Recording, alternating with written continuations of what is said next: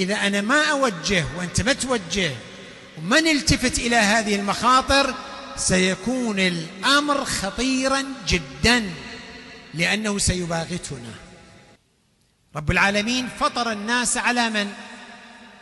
على الفطرة السليمة، ذلك الدين القيم، لا تبديل لحكم الله، لا تبديل لخلق الله. هذه الفطرة السليمة لا نخاف عليها ولا نتخوف من الذين يريدون أن يشوهوا هذه الفطرة، فطرة الإنسان السليم، الرجل كرجل والمرأة كمرأة، الذكر كذكر والأنثى كأنثى. هذه الفطرة التي جعلها الله سبحانه وتعالى والغريزة المتبادلة في هذا الخلق، هذه في الواقع لا يتخوف عليها، إنما يتخوف من المنهج الجديد والقانون التعسفي الكبير الذي الآن يحاول الغرب الكافر، الغرب الساقط، الغرب الرذيل، أن يحمل المجتمعات الأخرى قوانينه وأخلاقياته، إن سميت طبعا أخلاقيات، إنما ممارسات قذرة، ممارسات مشينة، يحاول أن يمررها في المجتمعات المختلفة.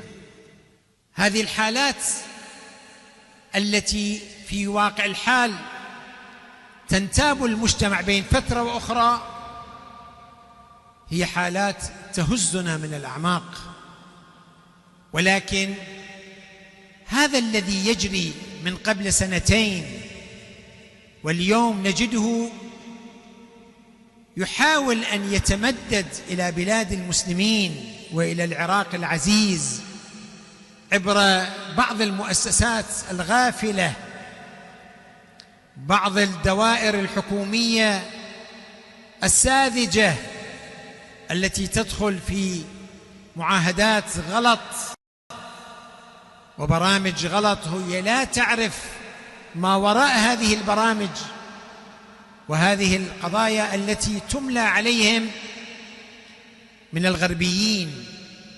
معنا لا بد أن يتهيأ لها. لو يتهيأ المجتمع والنفوس والشباب والأسر، كل واحد يفهم التنوع الاجتماعي أو النوع الاجتماعي شنو معناته، الجندرية شنو معناته، المثلية شنو معناته، ما أدري القضايا الأخرى الغلط والسوء والانفلات والسقوط الأخلاقي، هذا شنو مداياته، شنو مخاطره على أولادي وعلى أحفادي وعلى أسرتي وذريتي.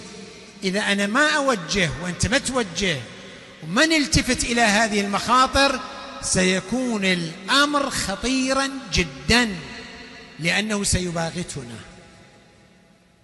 راح نباغت، لما نباغت ذاك الوقت نندم ونعض الأصابع، نقول أخ ما حسبنا حساب، ويأتي النداء واللات حين مندم. شو الفائدة؟